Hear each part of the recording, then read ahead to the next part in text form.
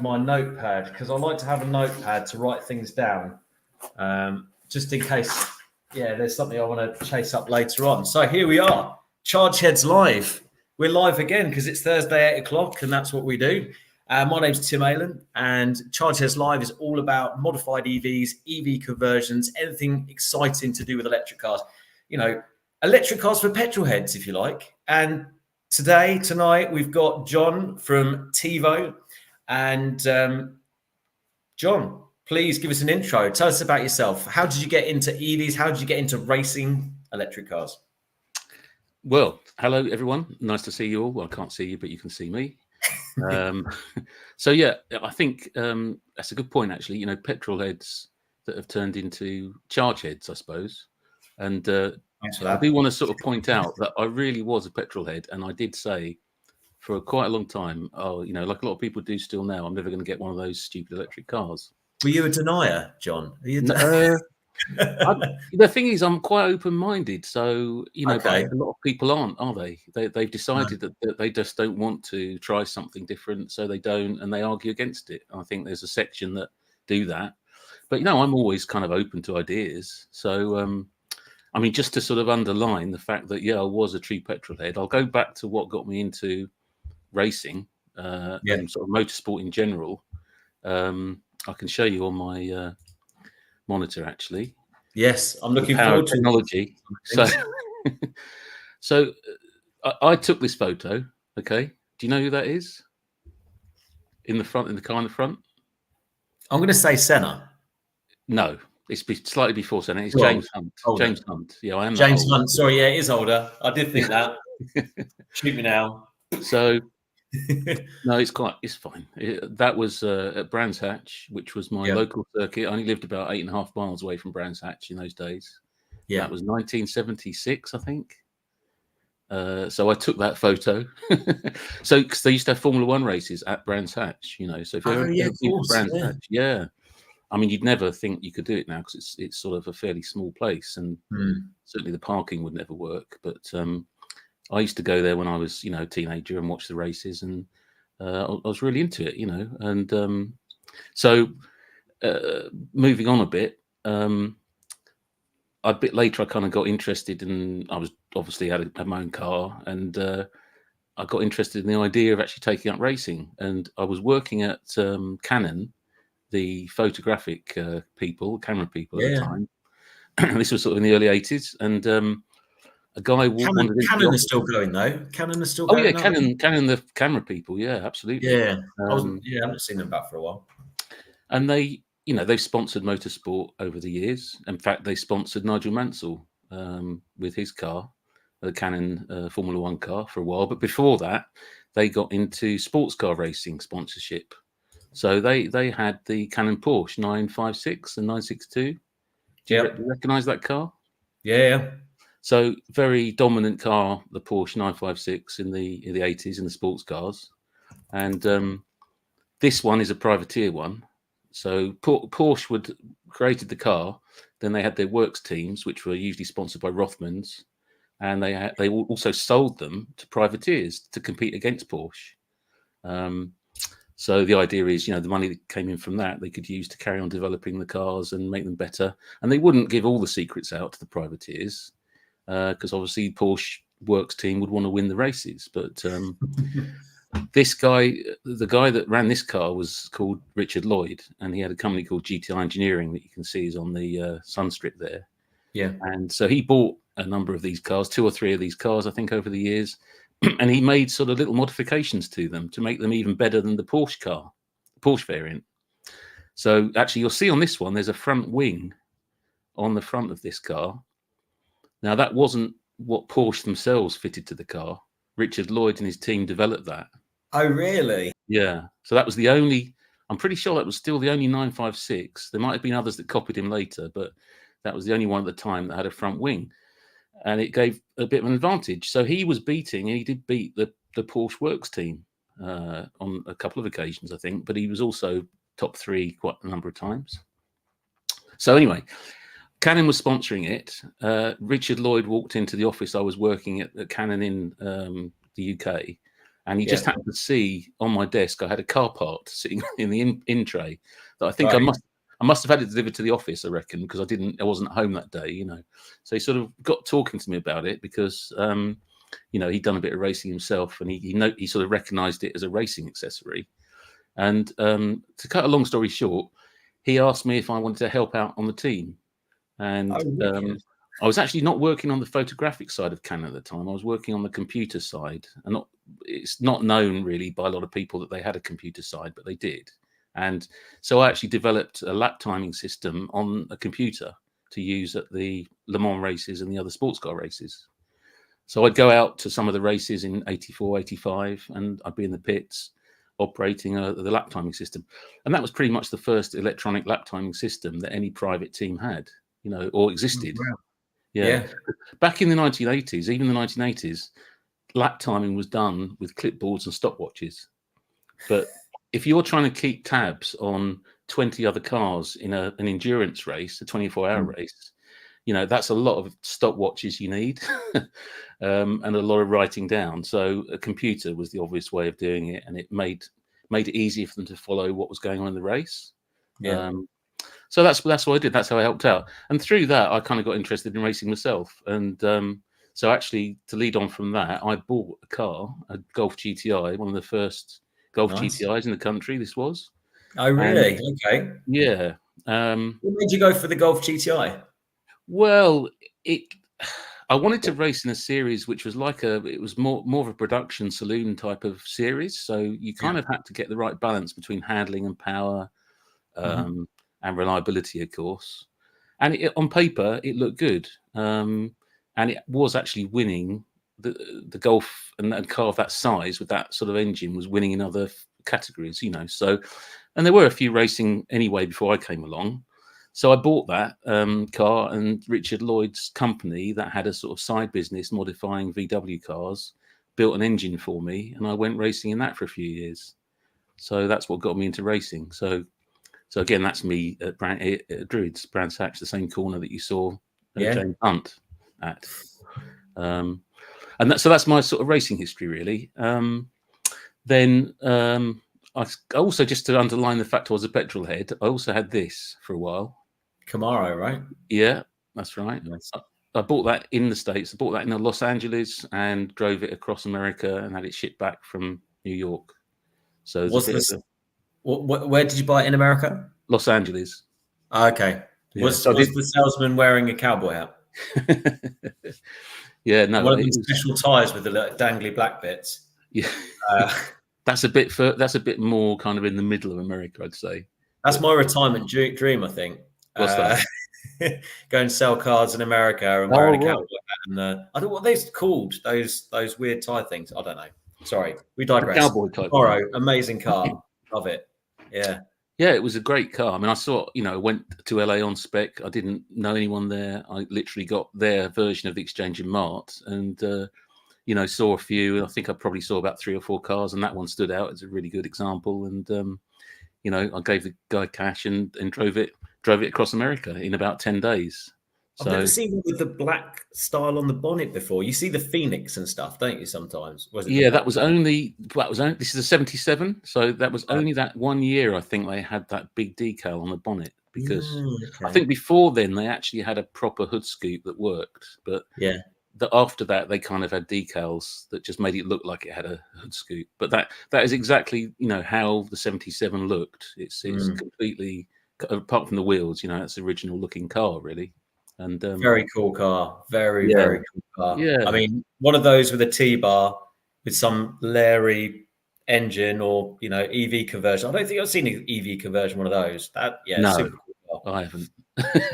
But when I got it back to the get the hairy chest out and wear a medallion, and that would be Well, obviously at the time that's what I was like, but not anymore. But no, I mean, I got it back to the UK, and I actually got the guy that I bought it from to then send me over a crate motor, which was is like a rebuilt, V8, more powerful, and I put nitrous on it, and it was like 500-600 horsepower, and I didn't know what to do with it. Actually, that was the thing. That was before I got that Golf and before I started racing, and I had all these ideas about racing it. I'll tell you what, I think that day, you see the photo here, I took it round Brands Hatch, and I realised, I was never going to race it because it's just like a boat. It's not a sports car. Hard to starboard at this. Yeah. They did race them. They raced Camaros, for a while. And Richard Lloyd raced one actually, and did very well. And they raced them at Goodwood today, and they do very well. But they're quite well modified, and they go around corners. My one didn't go around corners, So I kind of the Golf GTI was a better bet in that respect. Yeah.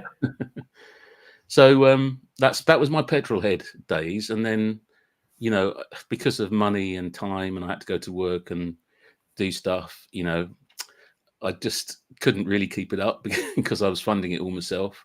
So there was a long period, between the 90s and sort of, I don't know, middle of 2000s where I just didn't do anything like that, and I kind of got into track days a bit because I had cars that were good enough to go around track, like an M3 or a Porsche. I had those at one time. So, and the track day thing sort of started up, and I did a few of those. But it's not the same as competing, really. For me anyway. What sort of Porsche and M3s did you have? I had an E30. I'm not good with the numbers on BMs, but it was. I think it's the one. Is the E46 the V8 or? Yeah. Is it no. They're straight sixes, aren't they? Yeah, so it was that then. It was the Evo. It was the E46 Evo. The Evo. Yeah. I know you mean the E36 Evo. E36 Evo, right? 326 brake horsepower from memory. They were fast. Yeah. And what Porsche did you have? I had just a 911, but a Carrera 2, not a GT or anything, but it was still, a nice car. Just a 911. Yeah. Well, I had to have one at some point. and then, well, there we go. I think one day I'll just buy a Boxster. Well, I'll tell you a funny story about that is that because through working in racing, which I did, with Canon Porsche and later on with other teams, with other business stuff, I knew Alan McNish for a little bit, and Alan McNish actually drove a Porsche Boxster, whereas he could have afforded at the time any model he wanted. And the reason was because the Porsche Boxster is still probably the best handling Porsche. It's just they don't want to make it the fastest, or at that time they didn't make it the fastest because they wanted to sell the 911s, But there's options there, isn't there? Oh yeah. So so that was kind of my petrolhead background, and as I say, I gave it a break for a while because of finance and time, and just sort of, I suppose, wasn't interested anymore in doing a lot of stuff. I did go along to track days, and I did do stuff at circuits because my business was associated with motorsport, and it was still sort of a continuation of lap timing and data analysis and video and stuff like that.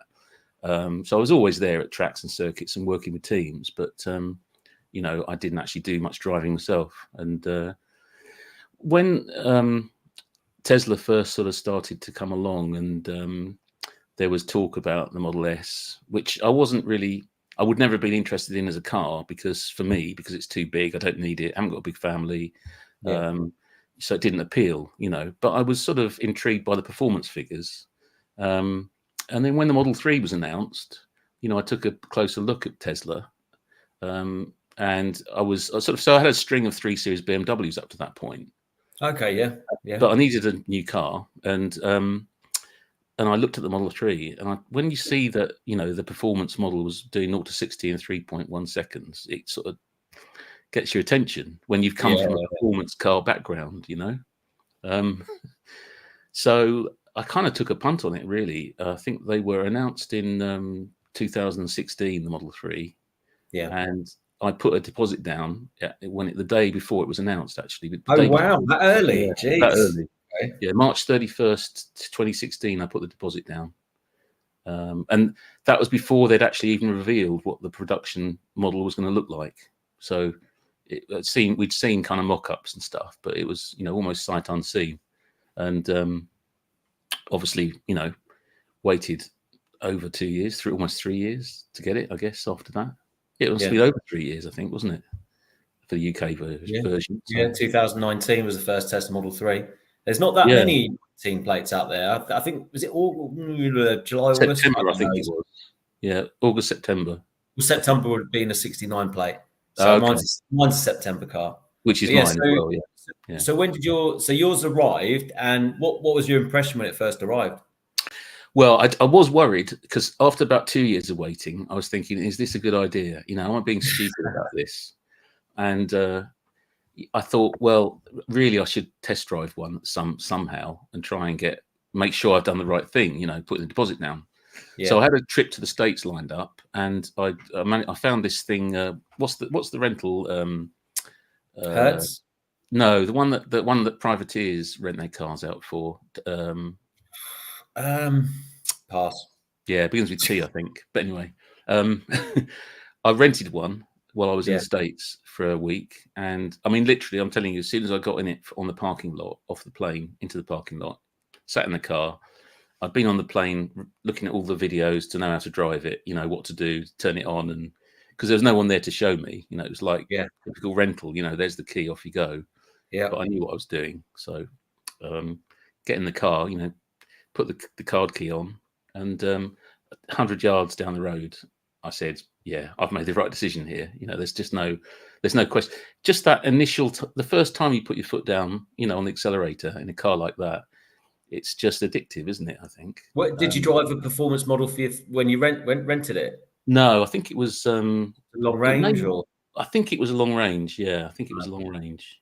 It definitely wasn't the performance, but it was, just that was quick enough. And and I drove it around the canyon roads actually in Los Angeles. I don't know if you've driven those. But, no, I've only ever driven to Bonneville and back with a friend. Okay, that's the only trip I've ever done in America. Started at Denver, went to Bonneville, and then went up.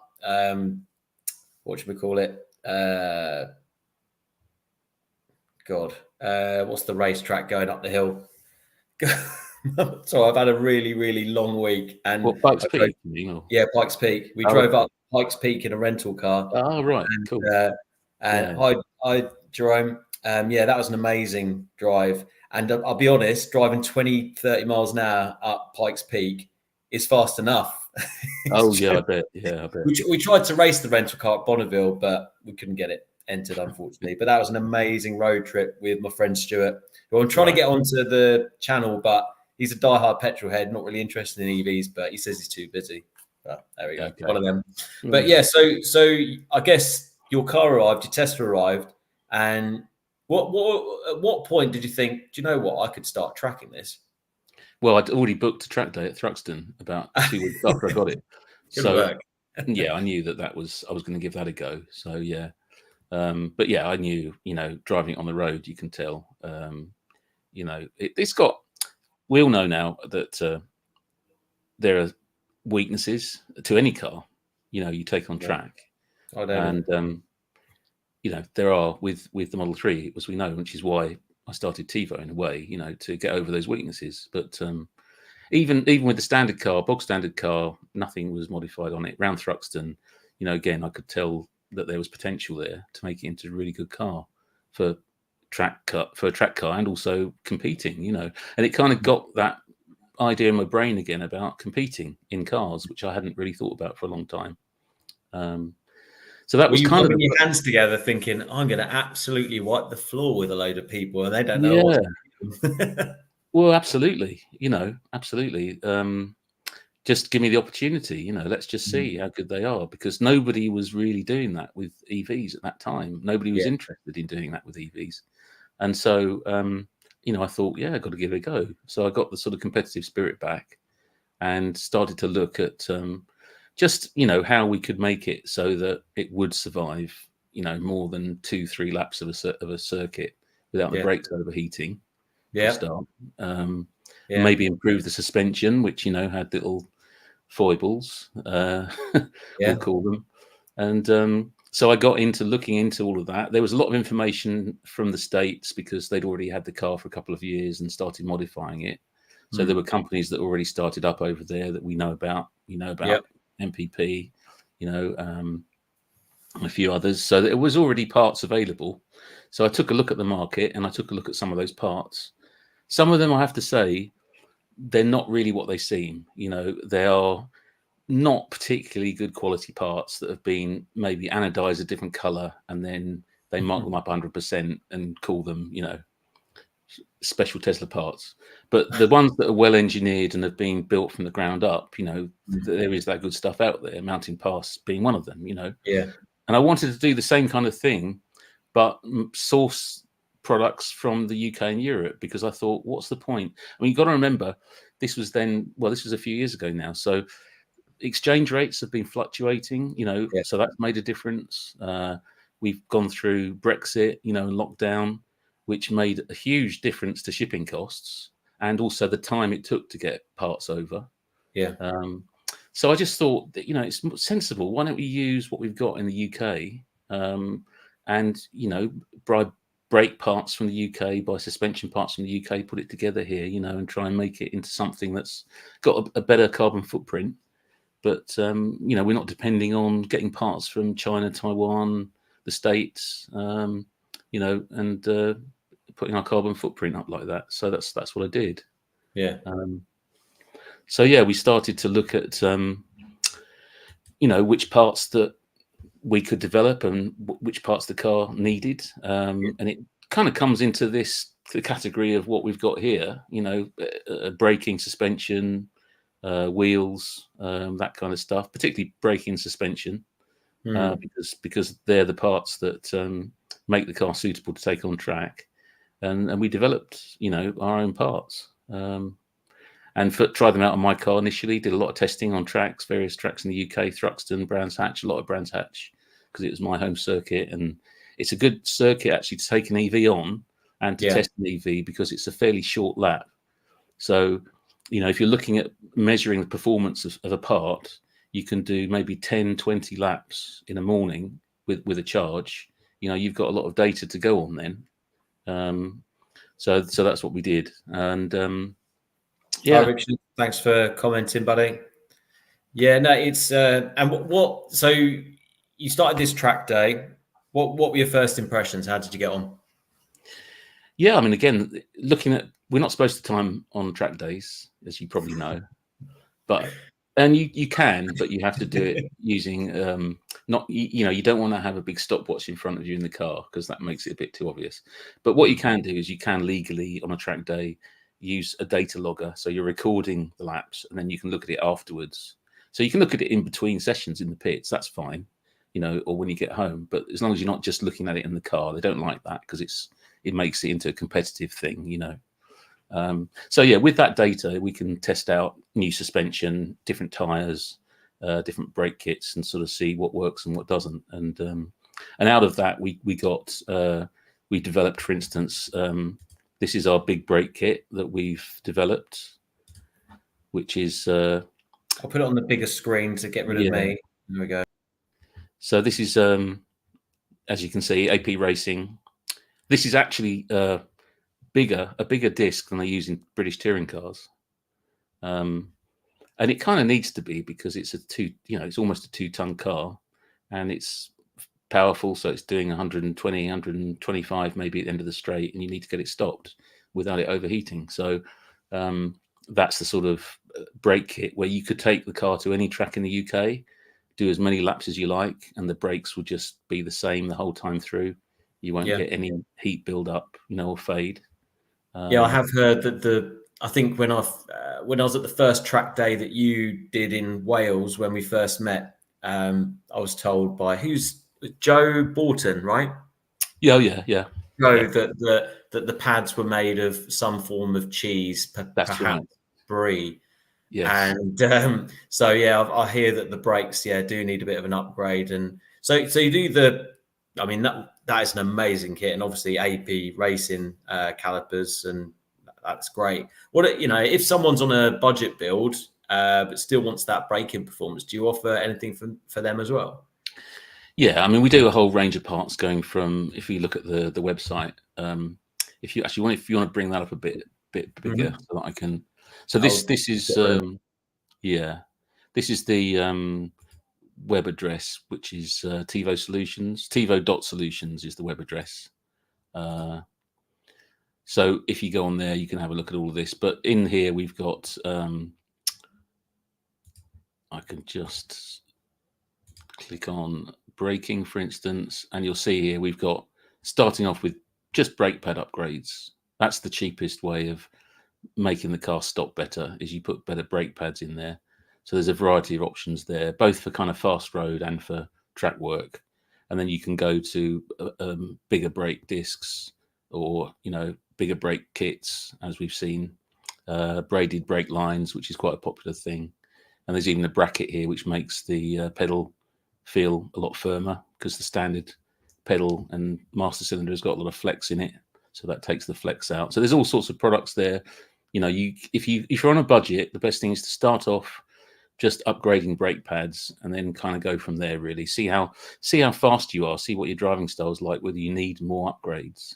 I've been told that the brake stopper makes quite a bit of difference as well, because there's quite a lot of flex in it. Is that true? Yeah, there is a lot of flex. Yeah, it's when you see it, actually. If you get someone you got to take the panel out to be able to see the master cylinder.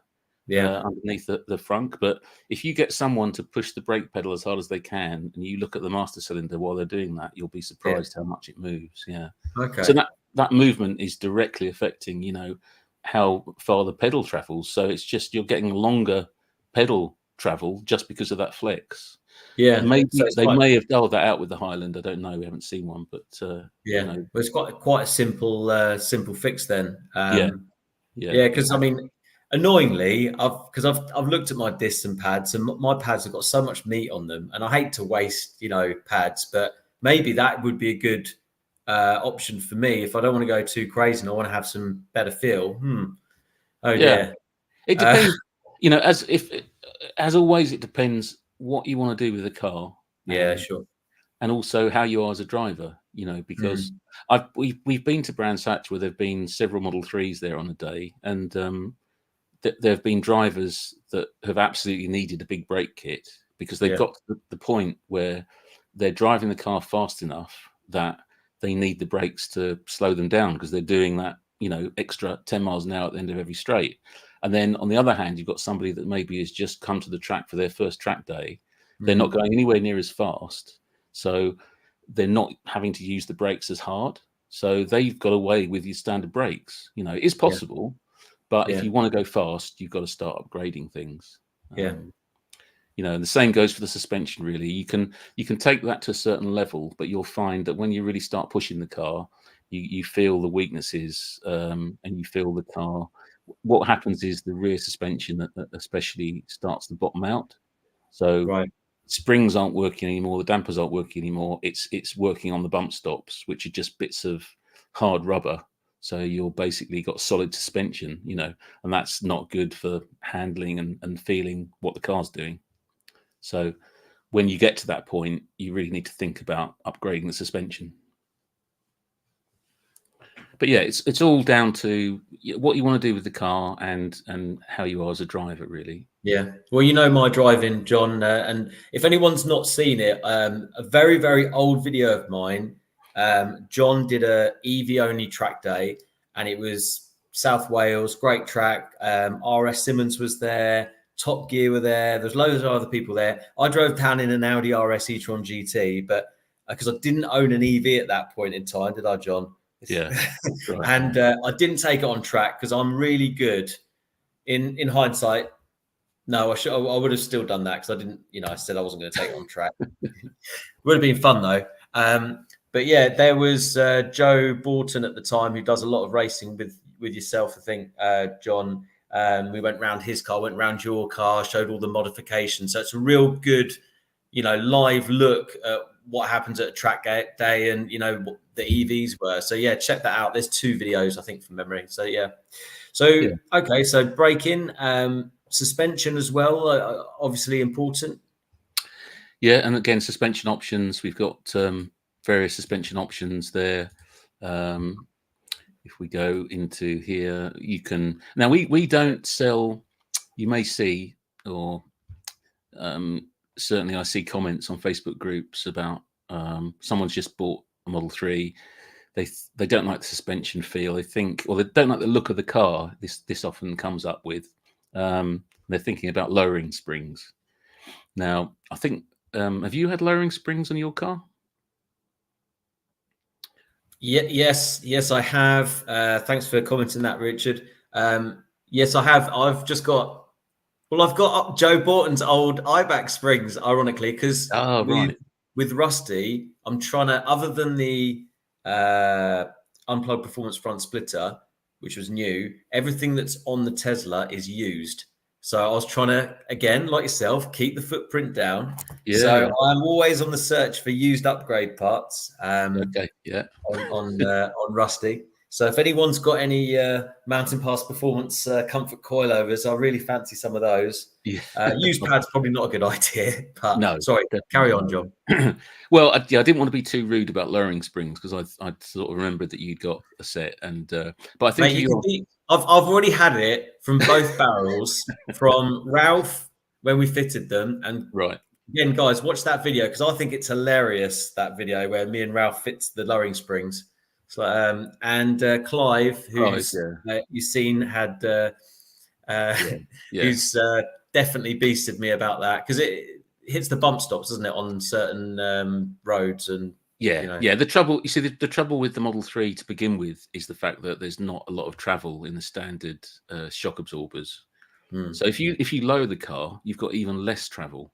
So what's happening then is even on normal roads, not even round tracks, it's kind of bumping against the shock absorber, and that's eventually that's going to wreck your shock absorbers. Now that's not necessarily a problem because you're thinking you want to upgrade to different coilovers anyway. But for somebody that sticks a set of lowering springs on and thinks that, for the next couple of years, that's going to be great, and it's all going to, probably not, they're probably going to regret it later because they'll not just get a worse ride and the handling won't be any better, but they'll also destroy their suspension quicker as well. So many people. All overfunction, mate. Yeah, exactly. It is really. So, but I understand if you're on a budget and you want it to be that sort of slightly lowered look, that's really your only option, to be fair. But if you want to do it properly, you've got to buy a set of coilovers, and then you can either get height adjustable ones, or you can just stay at the standard ride height if you want to, but you're still going to get more travel, and it's going to go round corners better, and it's going to, even if you don't want to take it on track, it's going to be a nicer riding car, better handling car, but on track especially, you'll find that it won't bottom out, and the car is more predictable, and the rear end, does what you're expecting it to do. So that's why you'd fit a coilover kit, Well, so Richard was just saying in the comments there, he had IBAC springs. I think he's now gone to quite hardcore. It's like the track KW suspension from memory. Right. But Richard, let us know what you think the difference is, but sorry, carry on, John. Yeah, and there are a number of options out there. We do at the moment, we only do two types of suspension right now, which is the Bilstein set that we made up, which is kind of fixed height, but it works well. It's actually Joe Burton's got that on his car now, so he can sort of say what he thinks of those. But that's kind of more what I call the budget end, and then we've got the what is absolutely the high end. And I know that not a lot of people can go for this, but it's the ultimate in suspension for your Model 3. It's actually semi-active suspension. So, and it says for the Model Y there as well. And I hear a lot of reports that the earlier Model Ys are not the best riding quality. No. I don't know if you've experienced them. Yeah, we had one for a while actually, and I totally agree. It's different to the Model 3. It's kind of, the harshness has gone a little bit, but it's still too kind of jiggly and not very well, damped. They have apparently made that a lot better with suspension revisions at Tesla. So I think it's better with the later ones, but the earlier ones, not good. This, as I say, is kind of the ultimate, because no one's doing it, I think, in the world apart from us. Even Tesla with the Highland Performance, it's not going to be active suspension. There are a few people have come out on websites and said it's active. That's because they've misread various little leaks that have occurred. It's going to be kind of adaptive. What active means is that it's actually changing the damping within the shock absorber, thousands of times a second, literally. So it's really quite similar to the old Formula One technology that came in, where they put active suspension on there. So it is high end. It means that in your car, you can have a little control panel like this, and this is how you change into one of 5 modes, and those modes you can program for roll, pitch, and yaw. So it's constantly changing all 4 dampers within a reaction time of just a few milliseconds. So instantly, as you go over a bump, it's going to change the damping within the damper. That is super cool. I mean, it kind of looks like Knight Rider. Is there a boost button there as well? Because that would be cool. What's the price for those semi-active ones? Yeah, I mean, once it's fitted, it's going to be just under 10,000. So it's a lot of money. Yeah. Yeah. But it's appealed to a few, and I can tell you that if you speak to any of the owners that have got it fitted, they rave about it. I have to say, they are kind of part of the little group of people that we know that go to track days and even do competitive events, and they like that ability of when you're on the road, you set it to mode 1 or mode 2, which is like road driving, and it's more comfortable than the standard car. If you go and do a track day, you can just press the button and you can be in mode 4 or 5, and it's race mode effectively. So am I right? Having driven the Porsche Taycan and the Audi RS-e-tron GT, that's a mouthful.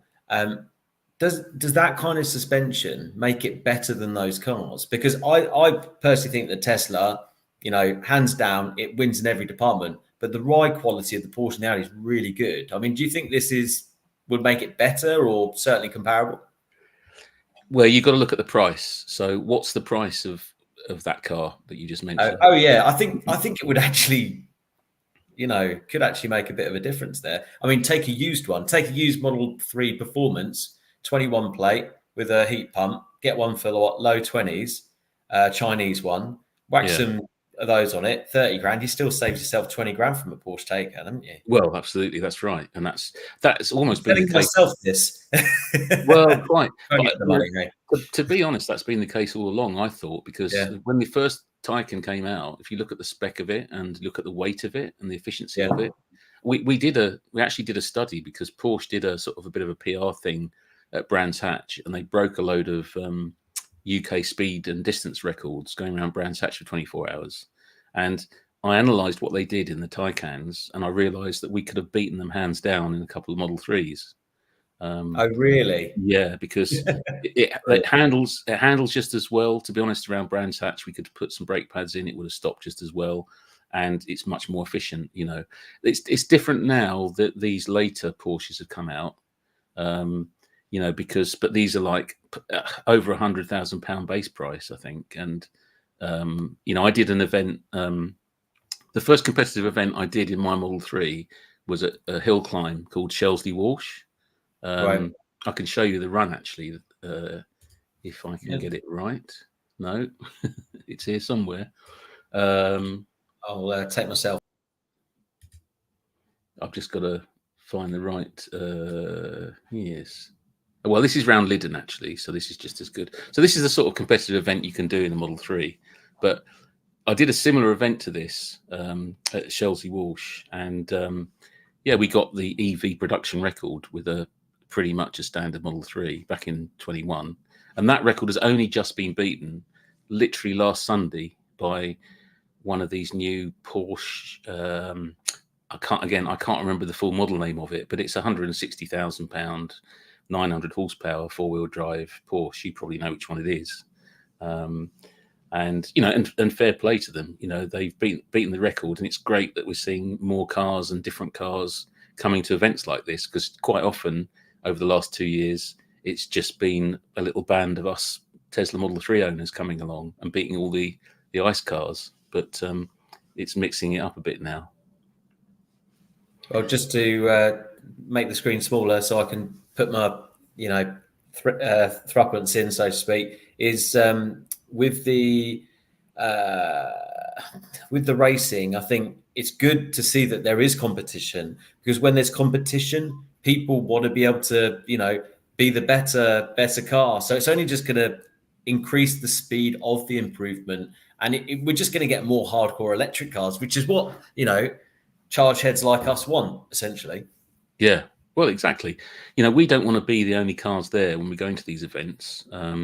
This event at Lyddon, which is it's a proper circuit. I don't know if you know about Lyddon, but it's a little place down in Kent that I used to race at in that Golf GTI actually years ago. Yeah. No, I know Lyddon because they do drift days. So I haven't really got any track day experience, probably like the odd one, like Porsche day and all the rest of it. But I was always a drifter, you see. So Right. I've never raced at Lyddon. I've only done Snetterton, Mallory. Those are the only tracks I've done drifting at. But I've not done Lyddon. I heard it's a really cool track though. Yeah, it is. As you can see, I mean, it's a proper little circuit, and when you do an event like this, which is called a sprint, it's basically against the clock. There's no other cars on the track at the same time, or if they are, they're not anywhere near you, and you're just competing against each other, usually in classes. So you're against similar cars. So they put us in an EV class here at Lyddon, and there's been 2 or 3 of us that have competed the last couple of years, and we have a great time doing it. But then it's interesting if you look at the overall times, because obviously we do, because we want to beat the petrol cars. We're normally up there, I mean, literally in the top 3 sometimes, against lots of other powerful cars. So I can go to the results. These are the results of this first competitive event I did in my Model 3, which was at this hill climb at Shelsley Walsh. And this is the overall standings at the end of the day. And so I was 14th overall. But if you look at the types of cars that are ahead of me and even behind me, we're talking about Westfields, Radicals, Westfields down here. This Ford Anglia, that was like a V8 500 horsepower Ford Anglia on slicks. So awesome. Love it. Yeah. So it's, we're competitive straight away. I see the TVR Tuscans in there. It is behind me. Behind me, as you can see. Yeah. Yes. All right. Don't rub it in. I'm a TVR fan, But yeah, so we've done. That's why combining Tester and TVR the best bits together. Of course. That's right. Exactly. Yeah. But it's great. We don't want to see the end to these fantastic ice cars. They make a great noise, and I don't want people at these events to think that we're threatening them and we're going to ban them all and it's just going to be EVs. We always make that point when we're there. We just want to compete against them and just see how we compare, really. So Richard wants me to get mine on track. I think he wants someone to beat. Right.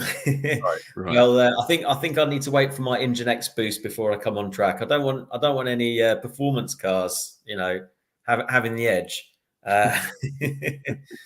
It would still do very well. It would still do very well. Yeah, I mean, thinking about it, I am gutted that the long range doesn't have the performance bits like the track mode. I am really gutted about that, and that's why I bought the Engine X, which I do need to fit. He's got my arse into gear with that one. But I mean, the way I see it is there's not that much difference between the long range and the performance, whereas the new performance that's coming out, now that looks like a completely different kettle of fish when you're talking, rear motor and everything else. So that's going to be extremely interesting.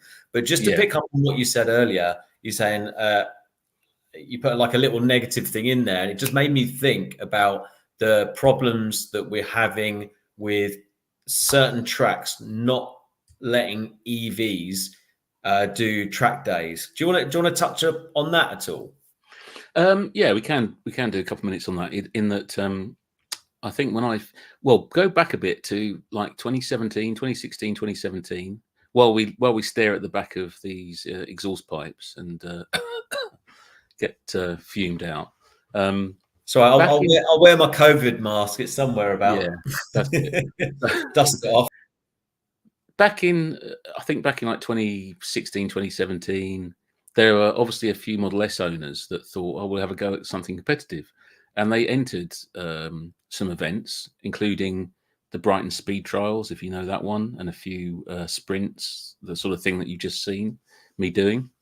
And they did very well, But no one really knew about EVs at that point. They were probably just a bit of an oddity. And there were no rules there are no rules about EVs. It was just another car, which you might want to argue, as I would. And that's quite right. It is just another car. Why not let them compete? Now, the governing body in the UK that looks after anything that's competitive is called Motorsport UK. They kind of cottoned onto this, and they introduced some rules. I think it was at the end of 2019, and effectively the rules were just, on safety especially, just ridiculous. You know, the organisers couldn't adhere to them. And it basically banned EVs overnight, you know. But because they had a set of rules there, they said, oh yeah, but we've published the rules. You can enter if you want to, as long as you meet the rules. Now, one of the rules was, if you're an organizer of a competitive event and you want an EV to take part, you have to have a tank of water that holds a minimum of 40,000 litres, so that if the EV catches fire, you can put it in that tank to extinguish the fire. So, you know, you can imagine none of these little clubs that were putting on events like this were going to do that. And it effectively outlawed EVs for a few years until they relaxed it all.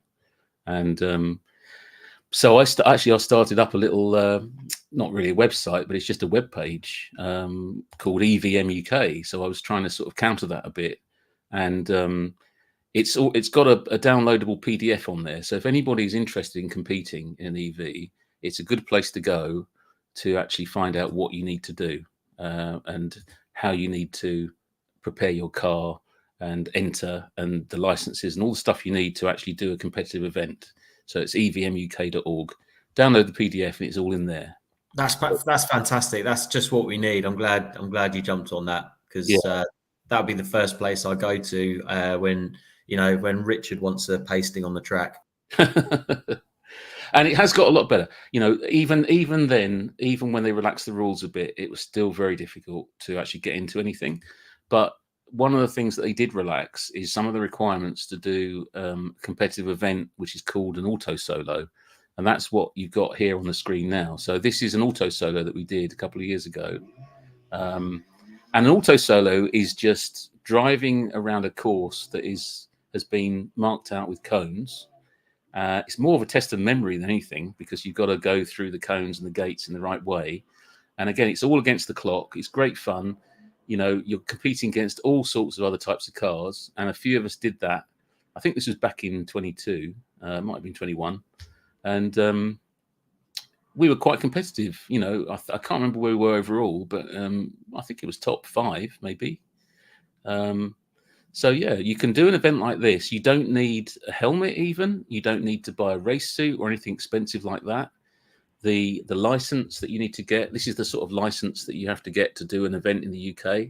You literally just apply for that online. It's free.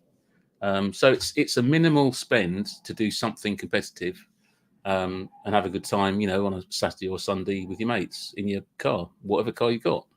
It looks lots of fun. But yeah. I know for sure I would not remember which way to go. Yeah, I've been there myself. Don't worry. But you get more than one run, so you can get it wrong 2 or 3 times and still put a time up, you know, and still be competitive. So, but yeah, it's great fun. It's like a memory game. A little bit. Yeah, a little bit. And then from an auto solo, you can then move on and you can do something like we just saw earlier, a sprint or a hill climb, where you need a few more things. You need the helmet, you need the racing suit, so it's going to cost you a bit more money, you know, but that's your progression really. And it's what we call grassroots motorsport. You know, it's a way of starting out and doing something competitive, not spending too much money. And quite often after you've done these sorts of events, you might move on to doing a race series. Now, there aren't any race series that we can do at the moment in EVs in this country, but hopefully there will be in the future. So, you know, we hope this is like a stepping stone, really. No, it's great. That's great. And yeah, I definitely want to get some time on track because, yeah, I've lost my license far too many times to be naughty on the roads these days. Yeah, well, that's why I got into racing in the first place, because I knew that would happen to me if I didn't take it off the streets, you see. So. This is it. And this is part of the reason I got the TVR, because you don't need to drive a car like that fast to have fun. And that's what it's all about. So, but yeah, no, that's great. That's great. And so we've talked a lot about Teslas, but what were the kind of common cars after the Teslas that tend to jump on track at the moment, you've noticed? Well, we want to see more. You know, we've not seen very many Porsches, Taycans, or the Audis, which are pretty much a Porsche in a different skin. We've seen a few. I mean, we've seen a few. You know, i3s, that kind of car, which is quite fun. They're remarkably good, actually. Or you know, on track. I think David from EV Equip came down in his ID3 at the time. Yeah, There's a that's few right. photos of his at the on the track. Yeah. I mean, Richard Simons came down in that Renault thing, didn't he? What's that thing called? Yeah, that's right. Yeah. I'll tell you what, the e-Golf did bloody well, didn't it? Yeah. I mean, this is the thing, there are cars out there that would be fine, you know, if the owners would want to come and do it. And I think that's half the problem, is sort of convincing people. And I've wondered really over the last couple of years, you know, whether it's the fact that the sort of people that buy an EV just aren't the sort of people that would want to do anything on track, possibly. And maybe that's going to change, you know, maybe now that the second-hand market, you know, and the prices are coming down, people are getting into it, maybe at an earlier age. I mean, insurance is still a problem. I can see that. But it's more, maybe it's more affordable now, and maybe the younger generation might be more interested in doing that sort of thing with it. I'm not sure, but the whole thing, I think is changing, you know, from when I was racing in the first place. It's like the demographic is changing. In this country, there aren't so many young people getting into it. If they do, they're trying to get into karting so that they can go on to Formula One. If they're older, they're doing historic racing, and that's where a lot of the money's being spent, you know, and they're racing, you know, £1 million Ferraris and old cars around Goodwood. There's loads and loads of money in that sector, you know.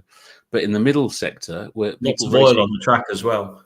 Yeah, quite. Well, yeah, absolutely. I mean, we've had more stoppages in all the times we've been going on track because of ICE cars that have dropped oil than any EV causing a problem, you know. But obviously, that's sort of overlooked a lot of the time. Well, it's. What was I going to say? Yeah, I think with it's just going to become more popular, isn't it? At the end of the day, and I think this is why I want to get to a drift day in mind once I sort out the rear-wheel drive thing, because obviously it's a long range and it's, you know, nanny state, just to try and get more people into EVs, because I think that will help, because I think a lot of EVs are seen as being dull and boring. But as soon as they're, you know, doing some drift work, or, you know, people are seeing them on track or even modified and looking the part, it's just like, oh, hang on a minute, I think we're missing a trick here. And I tell you what, the EV Breakers car that was at Petrolheadism Live, Petrolheadism Underground last weekend, it got so much attention. I mean, the wrap looks great, but, you know, fully stripped out the cage. Have you seen it at all, John? Yeah, I did. I watched your broadcast, actually, your stream. So I saw that. Yeah. You know, the problem at the moment is you can build a car like that with a cage and a few modifications, but there isn't anywhere you can race it or enter it or do anything with it other than maybe a track day. That's the problem. I think they're in between having it as a race car or a rally car. So because his background's, I didn't realize he's got a lot of experience in rally. Has Calvin from EV Breakers? It's Ireland, you see. That's how it's always been over there. I mean, they're more relaxed anyway in Ireland over, you know, adhering to any rules. So he'll probably get to use it for a number of things, you know, that we couldn't on the mainland. But yeah, that's, you know, it's there's a lot of kind of interaction of the rules and the people that make up the rules, the people that are running the events, the people that want to enter the events, you know, and also club members. You've got to be a member of a motor club to do anything like this, anything competitive. And a lot of that is old school. You know, they don't want EVs. They don't like EVs. You almost need a generation change, you know, for that to be accepted, I think. Dan Mayo, I don't recognise the name. Watch this space, Racing Peugeot Ion. I think he's been talking to Ralph Hosier. Do you know about this? Dan, I know Dan well. He's a great guy. He was absolutely one of the reasons why we managed to get entered into that first hill climb that we did. Because the organisers insisted on we had to provide our own rescue crew to follow us up the hill with, you know, rubber gloves. I'm not kidding you. They had to have rubber gloves, special fire extinguishers, because none of the rescue crews had been trained on EVs at that point. And Dan had. So he came along, he volunteered his time, and he came along and he manned that rescue truck, and he followed us up the hill, and that was how we got into that hill climb. So I owe a lot to Dan. He's great. Well, a question that I've got, and I think we'll see a lot of people with Tesla Model 3 performances and a lot with Tesla Model 3 long ranges. What would you say are the best 3 mods on a performance or long range Tesla? Well, I'm only going to be talking about things that make a difference in terms of performance, not looks. Okay, so yeah, absolutely. Yeah, and this is if you're going to do what, a track day or track day. A track day. Okay. Well, you've got to do the brakes. You have to change the brake fluid because the brake fluid they put in from the factory is just not up to it. You have to change the brake pads pretty much. 100% change the brake pads, and we sell track pads that you can use on the road as well. They're great, so you don't have to spend a lot of money on that. So I don't know if you count that as 2 or 1, but count that as 1 because it's count that as 1. Yeah, it's only a bit of fluid. It's yeah, absolutely. A bit of fluid. Yeah, but you need to do it for the brake pads. So you do really. Yeah, they kind of go hand in hand. Keep that on 1. Go on, carry on. You should think about what tires you're going to use, because you could use the tires that the car came with, but to be fair, it depends on the track as well. Some are more abrasive than others, but whatever happens, you're going to wear those tires out quicker than you wearing them out on the road. So you either want to think about budgeting for a second set of wheels and tires, or you can now get tires that are suitable for road and track use. Particularly, there's a new Yokohama tire that's come out called the AD09, which looks really good as you'd not want to use it as a winter tire on snow, let's put it that way, but you can drive in the rain. It would work on the road, it would work on the track really well, and it's supposed to wear very well as well. So you could have one set of tires if they were that type of tire that would work. And I think the third thing I would say, and I kind of would say this because I am also a qualified racing instructor, is get some tuition. Okay, don't worry about the car. Get some, tuition with somebody that knows what they're doing, knows the track, and you'll gain a lot more time, a lot more confidence out of that. And actually, you'll be driving the car better, and you'll be more sympathetic mechanically towards it once you understand what it's doing. So you'll actually save money on parts and tires and brakes if you spend a bit of money on some tuition. So I'd always recommend that. No, super. And is there anything else that you want to highlight with Tevo, or anything else that you think is really important when racing an electric car? Just come and do it. We just need more people to get involved. So I'd say if anyone is interested, and we've tried to cover as much as we can, but obviously we've got limited time, then you can get my contact details through the website or through you or through this YouTube stream. Just if you've got any questions, ask me. And if you want any help and advice to get involved, then we've got it all. We've done it. We've been there. We know what to do and how to apply for the licenses and all the things you need to do. So just ask away. But yeah, please get involved. Come along. Yeah. Perfect question. When is the next track day, John? And where is it? Well, the best thing to do actually might be to there is a Facebook group. If you're a Tesla owner, it's called Tesla Track and Racing Discussion, I think it is. So you can go on there, and we usually sort of post when we're going to a track day.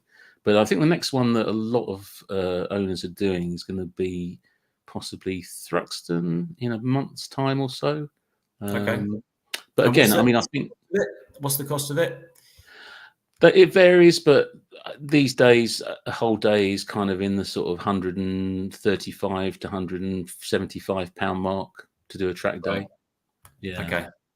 Unfortunately, anything to do with cars is not ultra cheap, as you probably know. So, you have to spend a bit of money to have fun. Absolutely, and it's a lot less expensive than losing your license. Yeah, that's true. Which that's or crash or binning it.